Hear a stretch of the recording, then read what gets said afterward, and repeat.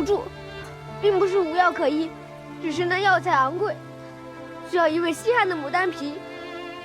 都说城中最大的和氏药铺有这种牡丹皮，可是那药铺的店主却趁机哄抬药价，把丹皮全部都卖给了名门贵户。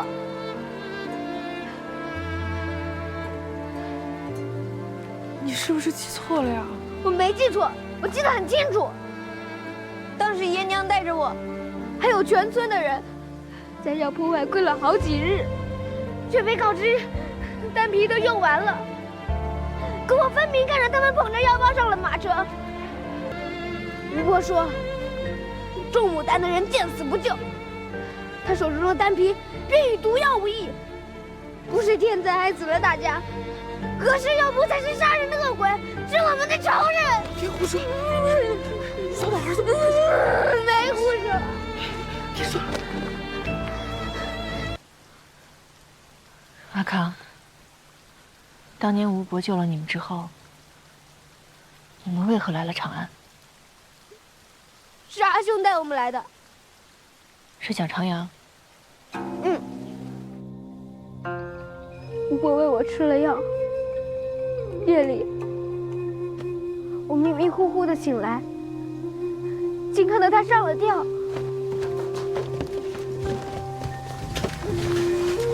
吴伯，是阿兄及时赶到，才救下了他。阿伯，那晚吴伯哭了很久，阿兄也劝了很久。阿兄告诉我，以后我便是吴伯的孩子，只有院子里的兄弟姊妹平平安安，吴伯才能好好的活下去。当年洛阳疫病肆虐，母亲种植的冰晶牡丹可以救人命。父亲，你们当时是不是将丹皮卖给了高官权贵？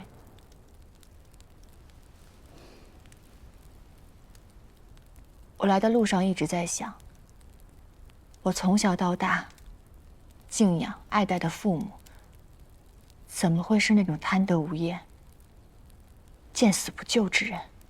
不，你不能这么说你母亲。这件事，她并不知情。什么意思？将丹皮高价出售的人是我。你母亲并不知晓那批药材的去处，是我告诉她，我把药材发放给了染病的百姓。为什么？就为了趁着天灾赚更多的钱帛？当时疫病凶猛，高官权贵人人自危，是他们逼着我把全部的药材都卖给了他们。可当年水灾后，百姓们饮水饮食受了污染，这才引发疫病。而贵人们整日待在府中，吃食用物金贵洁净，怎会轻易染病？那些个贵人哪管这些？外出采买的下人，但凡有一两个染了病，他们便吓得惶恐不已，恨不得宅中备上几百副药才能安心。明明身子无恙，却囤着药材不用，也不肯救人命。父亲当初竟然会答应这门生意？为父只是一介商户，惹恼了权贵，他们便会查封我们所有的店铺，到时候你和你母亲也会受到牵连。武当啊，我不敢冒这个险。所以当时您就瞒着我们。你母亲生性慈软，只爱侍弄花草，已尚处年少，这种事告诉你们也只是徒增烦恼啊。我不能让你们母女跟着我受罪，我于心不忍。那母亲后来知晓了，是吴红告诉她的。灾祸平息后，曾有人扮作菜农混进家中，你母亲同情他，给了他些吃食和钱帛。这个人便是吴红。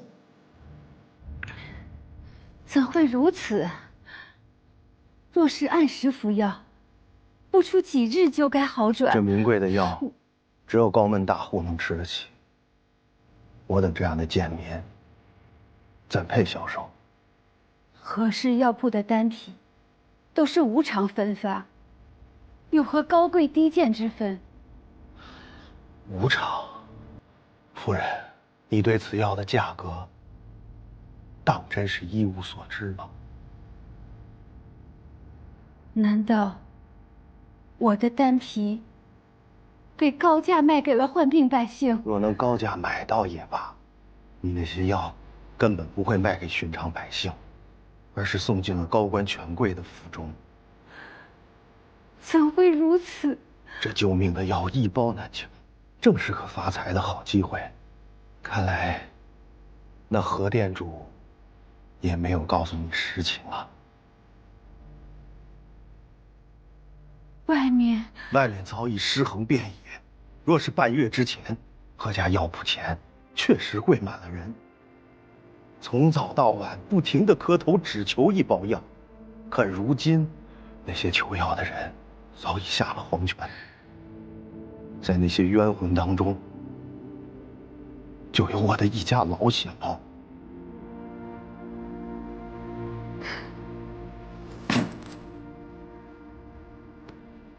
这半月来，我在贵人们的府外晃了个遍，却始终无人理睬。今日若是何店主在家，恐怕也会把我赶走。因缘际会，偏偏让我遇到了你。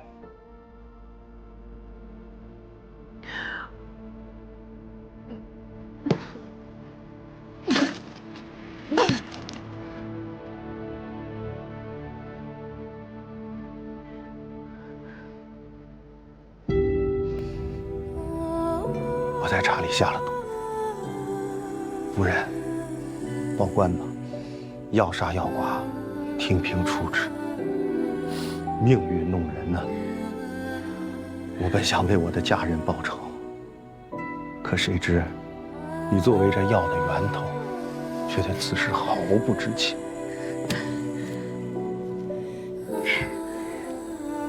你不必找人请我，我是不会跑的。如今我已孑然一身，也无意苟活于世了。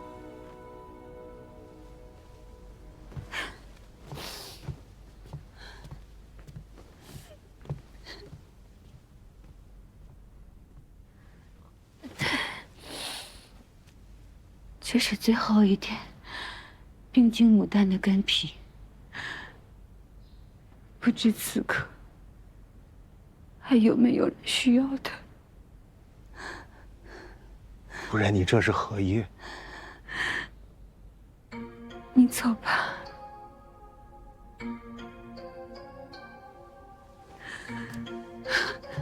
你不报官吗？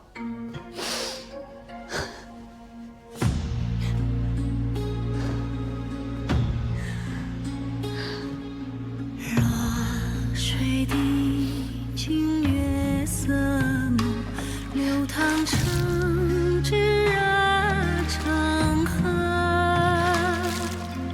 欲言未须红尘过，芳华自定路漂泊。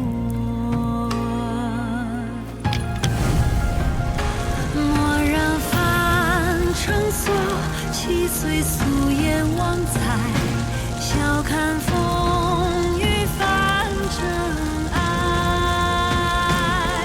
花开傲骨映天色，不凋落，莫负流芳斑驳。原来当初那场大火并非意外，而是母亲亲手。你母亲叮嘱我瞒着你，但我知道，总有一天你会察觉的。